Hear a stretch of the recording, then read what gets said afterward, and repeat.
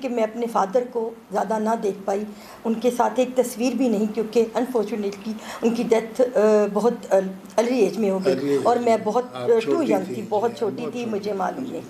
بلکہ جب ہوش سنبھالا تو میں کویشچن کیا کرتی تھی کہ کیا ہم کسی کو پاپا کہیں گے، ڈیڈی کہیں گے، ابو کہیں گے، ابا کہیں گے، کیا کہیں گے، ہم کس کو کہیں گے، یہ کویشچن. اور اسی کو مد نظر رکھتے ہوئے میں بہت تنہا رہتی تھی اور سوچتی رہتی تھی اور اللہ سے باتیں کرنا اور بس کچھ نہ کچھ تخلیق کرتے رہنا. میں نے بہت کم عمری میں چند لائنیں کہی تھی اس وقت اپنے والد محترم کے لیے، جب میری والدہ ٹیچر تھی، جونیئر گیریزن اکیڈمی کی پرنسپل تھی.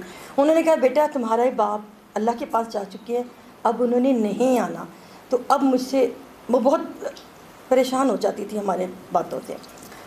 تب میں نے 4 لائنیں اس وقت کہیں اور وہ بچوں کی دنیا سے میں نے اپنی شاعری کا اور اس کا آغاز کیا.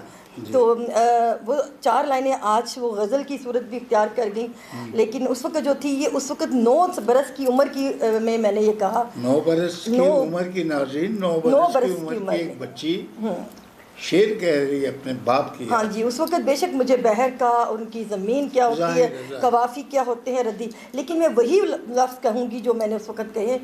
جسے میں ڈھونڈتی تھی در بدر، وہ بھول تھی میری ہوگا ادھر ادھر.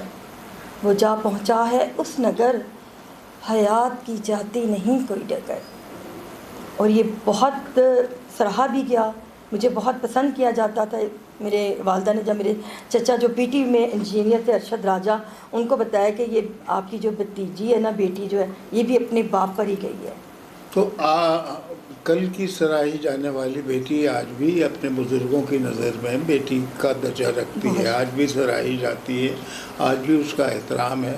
لیکن بات یہ ہے کہ جب آپ نے یہ سفر آغاز کیا تو کیا آپ کو اندازہ تھا کہ آپ آگے جا کے باقاعدہ شاعری کریں گی؟